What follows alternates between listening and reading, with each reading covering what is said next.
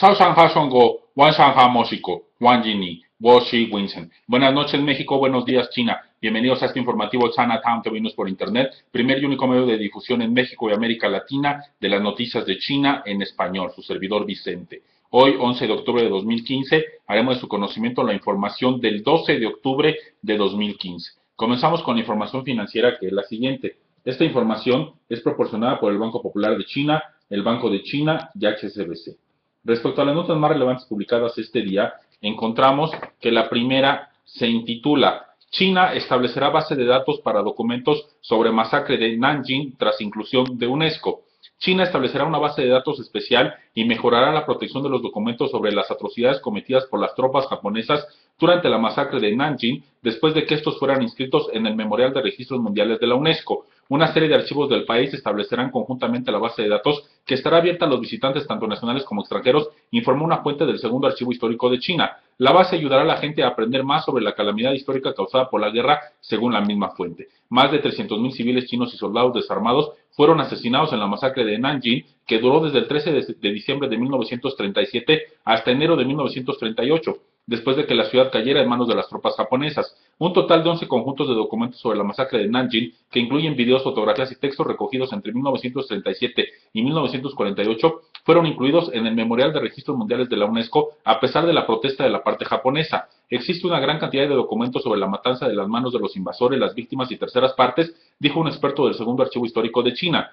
La cantidad y variedad de los documentos son únicas en comparación con el patrimonio de eventos similares, indicó. China asegurará que estos valiosos documentos sean protegidos y divulgados y hará que desempeñen un papel positivo en el recuerdo de la historia, la defensa de la paz, la creación del futuro y la salvaguarda de la dignidad humana, dijo la portavoz del Ministerio de Relaciones Exteriores de China. Los documentos sobre la masacre de Nanjing están conservados principalmente en el segundo archivo histórico de China, el Archivo Municipal de Nanjing y el Salón Memorial de las Víctimas de la Masacre de Nanjing, concluye esta nota. La siguiente.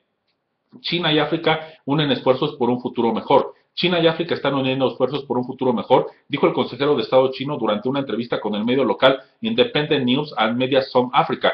En su opinión, desde que se presentase el foro sobre la cooperación China-África hace 15 años, ambas partes han protagonizado una cooperación fructífera en todos los campos. La confianza política mutua ha crecido también significativamente. Ambas partes entienden y se apoyan la una a la otra en asuntos relacionados con los intereses fundamentales y las preocupaciones principales del otro, defendiendo así los intereses compartidos de China, África y el mundo en vías de desarrollo, dijo el funcionario. Según las estadísticas, en 2014 el comercio entre China y África sobrepasó los 220.000 millones de dólares estadounidenses y la inversión de China en África superó los 30.000 millones de dólares, multiplicado por 22 y 60 respectivamente, las cifras registradas en el 2000 cuando se estableció el foro. Además, la cuota correspondiente al comercio China-África en el comercio extranjero total de África ha aumentado desde un 3.82% a un 20.5%. El funcionario dijo que el foro ha demostrado ser una plataforma importante para el diálogo colectivo entre China y los países de África y un mecanismo efectivo para mejorar la cooperación práctica.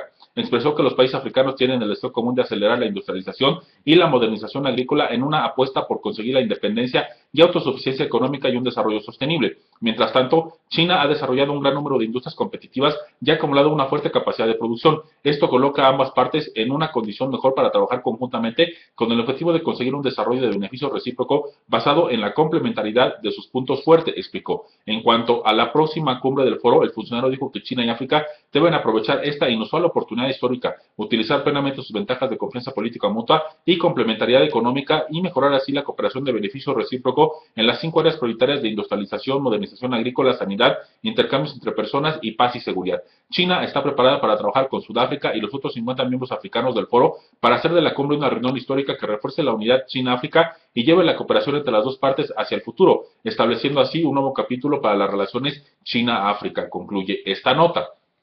La siguiente, Organización de las Naciones Unidas promueve ciudades sostenibles en cumbre Banco Mundial, Foro Monetario Internacional. Los gobiernos deben destinar inversiones a la construcción de ciudades de carácter sostenible que contribuya a darle a sus habitantes una mejor calidad de vida, indicó el director de ONU Habitat en el marco de la reunión anual del Grupo del Banco Mundial y el Fondo Monetario Internacional. El directivo de esta Organización de las Naciones Unidas expresó la necesidad de que el nuevo concepto de nuevas urbes sostenibles debe ir de la mano con otros atributos como administración eficiente, sin corrupción y sin contaminación ambiental. Durante su participación en esta reunión internacional que reúne representantes de 188 países, el diplomático sostuvo que las autoridades de un país deben llegar a conocer que la urbanización de una ciudad con toda su infraestructura genera crecimiento económico. El director de ONU Habitat también precisó que la dinámica de funcionamiento multidimensional de una urbe moderna genera por sí mismo algunos niveles de riqueza y el dinero fluye por sus calles y entre sus habitantes. El directivo comparó a las ciudades urbanizadas como si fuesen instituciones financieras que emiten créditos constantemente, porque al modernizar una zona, los terrenos de esa ciudad se revalorizan y sus precios se cotizan más altos, concluye esta información. La siguiente, la hoja de la ruta para el futuro de la economía mundial. Una hoja de ruta para el futuro de la economía mundial ha quedado establecida virtualmente al concluir la reunión de gobernadores del Grupo del Banco Mundial y el Fondo Monetario Internacional. Las conclusiones, recomendaciones y sugerencias que emergieron del foro han quedado a disposición de los países, especialmente en desarrollo o emergentes, para aplicarlos, enfrentar la vulnerabilidad económica y plantear el desafío de la construcción de un nuevo orden. A lo largo de la semana, en más de 300 mesas de debate, se pusieron en agenda variados temas concatenados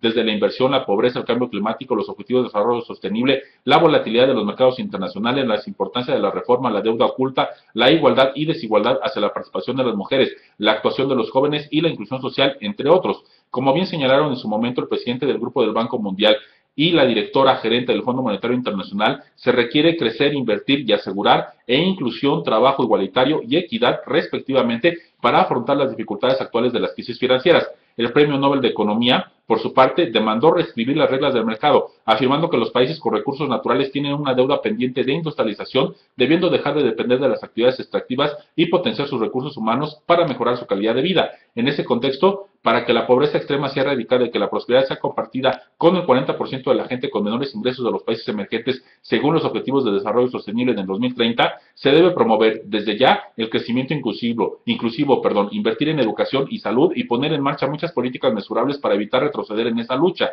Por ello es necesario reformas estructurales y minimizar los costos de las caídas, en el caso de los emergentes, de los procesos y de los precios internacionales de sus materias primas, aplicar la innovación tecnológica y maximizar sus propios recursos nacionales. Al respecto, cabe la conclusión a la que llegó el Comité Monetario y Financiero Internacional, integrado por el denominado Grupo 24G24. El crecimiento mundial sigue tenue y se han incrementado los riesgos de que los resultados sean menos favorables que los previstos en el segundo semestre de 2015 y 2016.